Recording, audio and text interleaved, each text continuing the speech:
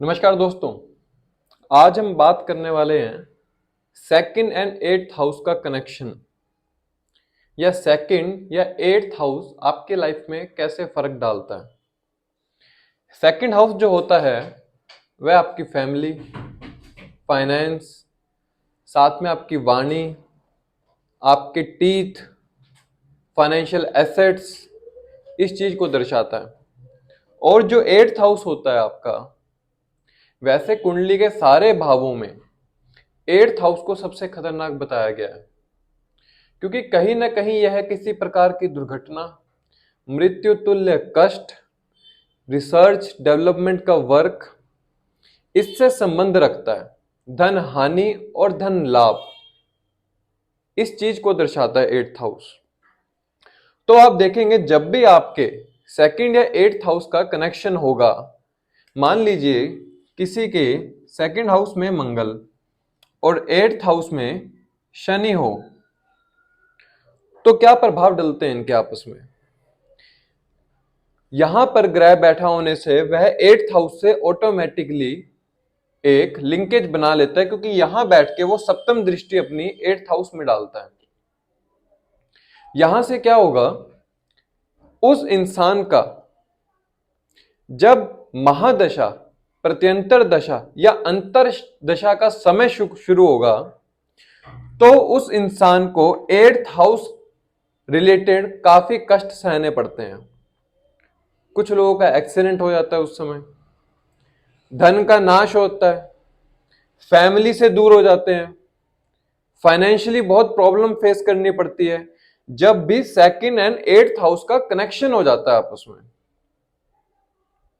वहीं पर अगर एट्थ हाउस सेकंड हाउस में अपनी परस्पर दृष्टि से सेकंड हाउस को देखता रहता है, तो वह कहीं ना कहीं उस जातक के फाइनेंशियल लॉसेस को दर्शाता है, क्योंकि वह जातक अपने एट्थ हाउस से जुड़ा हुआ कार्य नहीं कर रहा होता है।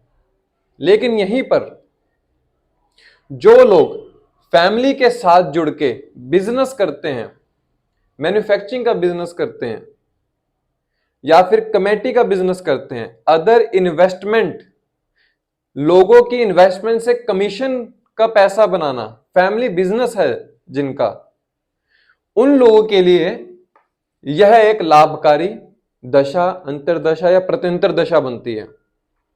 तो इससे हमें यह पता चलता है कि ये 2 और 8 की जो लिंकेज है, 2 और 8 की लिंकेज, सेकंड और एट्थ हाउस की लिंकेज सभी के लिए अनहित नहीं है या सभी को नुकसान नहीं देती। जो लोग सेकंड और एट्थ हाउस से जुड़े हुए कार्य करते हैं उनको यह फलित होती है, उनके लिए शुभ फल देती है। अब एट्थ हाउस में बैठा, अब मान लीजिए हम यहां पर देख लेते हैं कि किसी के मिथुन राशि है यहां पर। अब मिथुन राशि होने से यहां पर आपके धनु राशि है। अब मान लीजिए इनके ग्रह गुरु आपके यहां बैठे हैं और बुध आपके यहां बैठे हैं।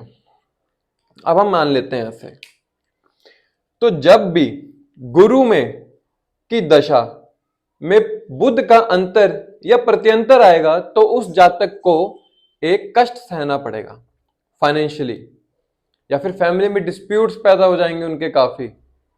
लेकिन वहीं पर अगर वह जातक फैमिली के साथ बिजनेस करता हो तो फाइनेंशियली लॉसेस से बच जाएगा, लेकिन कहीं ना कहीं उसको एट्थ हाउस के नेगेटिव इफेक्ट देखने पड़ेंगे तब भी, क्योंकि वह एट्थ हाउस से जुड़ा हुआ कार्य नहीं कर रहा है। अब यहां पर अगर वही व्यक्ति किसी रिसर्च डेवलपमेंट का कार्य करता हो, अपना इंजीनियरिंग में हो, मैन्युफैक्चरिंग का काम करता हो, तो उसके ये दोनों दशाएं या अंतरदशा बहुत अच्छी निकलेगी, क्योंकि उस जातक ने अपने सेकंड हाउस को भी एक्टिव किया हुआ है फैमिली के साथ काम करके, और एट्थ हाउस को भी। भले ही यह दोनों ग्रह आपस में दृष्टि नहीं बना रहे हैं, आपस में एक दृष्टि संबंध ना भी बनाए, लेकिन जब भी इन ग्रहों की दशा या अंतरदशा आएगी, या जब भी यह गोचर में आमने सामने आ जाएंगे, तो आपके सेकंड और एट्थ हाउस के फल मिलेंगे ही मिलेंगे। इसको बोलते हैं हिडन हाउस। हिडन हाउस का मतलब कि ग्रह आपस में दृष्टि संबंध नहीं बना रहा, लेकिन फिर भी आपको दूसरे भाव और अष्टम भाव से जुड़े हुए रिजल्ट मिल रहे हैं। अष्टम भाव मृत्यु का भी होता है, और अगर अष्टम भाव के साथ 12th हाउस जुड़ जाए तो 100% उस आदमी को इतना कष्ट होता है कि उसको हॉस्पिटलाइज होना तक जरूरत पड़ जाती है। यहीं पर अगर 6th हाउस की भी इन्वॉल्वमेंट हो जाए तो उस इंसान को इतनी बड़ी बीमारी हो जाती है कि उसको हॉस्पिटलाइज होना ही पड़ता है। अष्टम भाव इतना जरूरी है, लेकिन अष्टम भाव भी आपकी इनहेरिटेंस का भी है और आपके ससुराल का भी है। इनहेरिटेंस मतलब पूर्वजों द्वारा दिया गया कुछ ऐसा तत्व, ऐसा एसेट या ऐसा धन जो आपको कुछ समय बाद मिलता है, और वह समय होता है दशा, अंतरदशा या प्रत्यंतर दशा, जब भी इन दोनों ग्रहों की आती है। चाहे गुरु में बुध का अंतर आए, चाहे बुध में गुरु का अंतर आए। गुरु का बुध में अंतर आना कष्ट देना है, लेकिन बुध का गुरु में अंतर आना किसी चेंज को दर्शा रहा है, क्योंकि 8th हाउस आपका चेंज का भी है। हो सकता है फैमिली के साथ कुछ चेंज करें, बिजनेस को चेंज करें, या फैमिली के साथ कहीं शिफ्ट हो जाएं, पार्टनर के साथ अपने कहीं शिफ्ट हो जाएं आप। और 8th हाउस आपके ससुराल का भी है। अब हमें यह कैसे पता चलेगा कि यह ग्रह हमें पॉजिटिव इफेक्ट दे रहे हैं, नेगेटिव इफेक्ट दे रहे हैं? अब कुछ लोगों को ससुराल द्वारा फाइनेंशियल हेल्प बहुत अच्छी मिलती है, तो हम कह सकते हैं कि उनका 8th हाउस का जो स्वामी है वह अच्छे कार्य कर रहा है। लेकिन कुछ लोगों की ससुराल से नहीं बनती, मतभेद रहते हैं, आपस में अलग रहते हैं, उनसे मिलते भी नहीं है।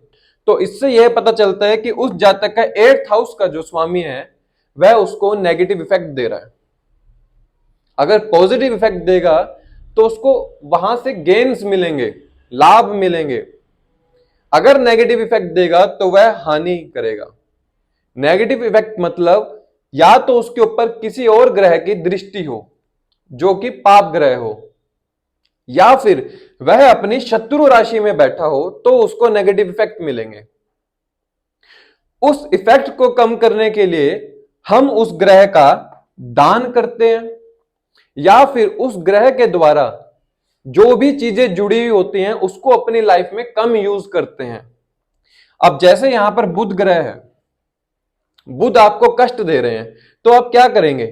हरी चीजों को कम करेंगे पहनना, हरी चीजों का दान करेंगे बुधवार को, तो उस ग्रह की नेगेटिव प्रबलता कम होगी। वह ग्रह अपने नेगेटिव इफेक्ट कम देने लगेगा, क्योंकि आपने उसको अपनी लाइफ में कंज्यूम करना कम शुरू कर दिया है। आप बुरे समय में उसका कलर पहनेंगे, उस ग्रह के द्वारा जो भी कलर लिंकेज बनाती है, तो आपको नेगेटिव इफेक्ट देखने पड़ेंगे। यह बात लॉजिकली है। कोई चीज हमसे तभी जुड़ पाती है जब हम उसके एट्रीब्यूट्स को अपनी लाइफ में ऐड ऑन होने देते हैं। कोई इंसान हमारी लाइफ में उतना ही एंटर कर सकता है जब हम उसको एंटर होने की परमिशन देते हैं। ऐसे ही ग्रह भी करता है। जब ग्रह द्वारा दिए गए एट्रीब्यूट्स को या उसके द्वारा जो भी चीजें लिंक करती हैं उसको अगर हम अपनी लाइफ में ऐड करवाते हैं उनको, या ऐड करते चले जाते हैं, तो उतना ही हमें नेगेटिव इंपैक्ट देखने को मिलते हैं। तो अगर आपको 8th हाउस द्वारा बहुत से लोगों के अंतर प्रत्यंतर या महादशा चल रही होगी और आप देख रहे होंगे कि आपका 8th हाउस इन्फ्लिक्ट है किसी बुरे ग्रह से और वह हमें नेगेटिव रिजल्ट दे रहा है, आपको मानसिक पीड़ा दे रहा है, तो आप क्या करेंगे उस समय? उस समय आपको उस ग्रह का दान करना है, उस ग्रह से जुड़ी हुई चीजों को अपने से दूर करना है, ना कि उसको अपने साथ रखना है। तो वह ग्रह नेगेटिव इफेक्ट ना देकर पॉजिटिव इफेक्ट देने लगे, क्योंकि ग्रह को दो ही चीजें देनी, या तो नेगेटिव इफेक्ट देगा या फिर अपना पॉजिटिव रिजल्ट देगा। नेगेटिव को हम नहीं लेना चाहते, पॉजिटिव वो देना नहीं चाह रहा, तो हम क्या करेंगे? बीच का रास्ता निकालते हैं कि उस ग्रह से एक अलग हो जाते हैं। हम उस ग्रह से ही अलग हो जाएंगे तो ना वो अपने नेगेटिव इफेक्ट दे पाएगा ना ही पॉजिटिव, वो न्यूट्रल हो जाएगा। नेगेटिव मिलने से अच्छा है कि वह ग्रह न्यूट्रल हो जाए, वह ज्यादा बढ़िया है। यह चीज समझने की आपके लिए। दूसरी बात, 8th हाउस की जब भी प्रत्यंतर महादशा या अंतर्दशा आपके ऊपर चल रही हो, तो आप देखेंगे कि कहीं ना कहीं आपकी धन हानि जरूर होगी या होती है। धन लाभ भी होगा तो वह धन खर्च कैसे होगा आपको पता नहीं चलेगा, इतने जल्दी खर्च हो जाएगा। वह डिपेंड करेगा कि वह उस 8th हाउस का स्वामी कौन है। अगर तो गुरु हुआ तो धार्मिक चीजों में खर्चा करवाएगा, बुध हुआ तो बिजनेस को ग्रो करने में खर्च करवाएगा, राहु हुआ तो मैटेरियलिस्टिक चीजों में खर्च करवाएगा, केतु हुआ तो सबसे अच्छी बात है, क्योंकि वह पहले तो आपको डिटैच करेगा, डिटैच करने के बाद खर्चा भी अच्छी चीजों में करवाएगा। सूर्य हुआ तो पिता के ऊपर खर्च करवाएगा, चंद्रमा हुआ तो माता, खाने पीने ऐसी चीजों में खर्च करवाएगा, शुक्र हुआ तो वाइफ के या फिर घर को रेनोवेट करने में खर्च करवाएगा, मंगल हुआ तो प्रॉपर्टी में खर्च करवाएगा, मंगल हुआ बड़े भाई बहन के साथ आप कुछ ऐसा कार्य करेंगे कि उसमें खर्चा होगा, उन्हीं द्वारा हानि भी मिल सकती है। इन्हीं ग्रह को उल्टा कर दीजिए अगर वह नेगेटिव इफेक्ट दे रहे हैं। तो यह चीजें आपको समझनी है कि जब भी 8th हाउस की एक्टिवेशन हो 2nd हाउस के साथ, तो थोड़ा सा ध्यान रखना है, थोड़ा सा ध्यान रखना है। और अगर 2nd हाउस का स्वामी, ये बात बहुत ध्यान रखना, अगर 2nd हाउस का स्वामी 6, 10 और 11 भाव में बैठा हो, जैसे गुरु आपका 6th में हो, 10th में हो या फिर 11th में हो, तो यह समय सबसे कष्टकारी होगा, क्योंकि ये एक मारक भाव है और ये एक त्रिषडाया भाव है। 3, 6, 10, 3, 6, 11, 3, 6, 11, 10वां तो उपचवा भाव में आ जाएगा। 3, 6, 11 अगर आपका इस भाव का स्वामी, इस राशि का स्वामी 3, 6, 11 में बैठा हो, तो वह समय कष्टकारी होगा। उस समय आपको बस ध्यान देना है दान करने पे, और उस चीजों द्वारा, उस ग्रह द्वारा जो भी चीजें आपकी लाइफ में ऐड हो रही है उनको निकालिए, उसका कम यूज करिए, उस चीज का दान कीजिए। क्योंकि मारक और त्रिषडाया भाव का जब भी लिंकेज हो जाता है वह भी कष्टकारी होता है। जैसे 8th हाउस से कष्टकारी होता है, वैसे ही त्रिषडाया और मारक भाव का भी, मारक भाव उससे कष्टकारी होता है। आपको यह चीज आपको समझनी है। बाकी फिर मैं और इसके ऊपर वीडियो बनाऊंगा आपको कि इनसे बचा कैसे जा सकता है और कौन सी दिशा का यूज किया जाए कि 2nd और 8th हाउस के लिंकेज से बचा जा सके। किस दिशा से ये आपके ऊपर फोकस करते हैं कि जो दिशा आपको फलित भी हो, वही दिशा आपको पॉजिटिव रिजल्ट भी दे। एक वीडियो उसके ऊपर बनाएंगे और एक वीडियो मारक और त्रिषडाया भाव के ऊपर बनाएंगे। तो तब तक के लिए धन्यवाद। जय श्री राम।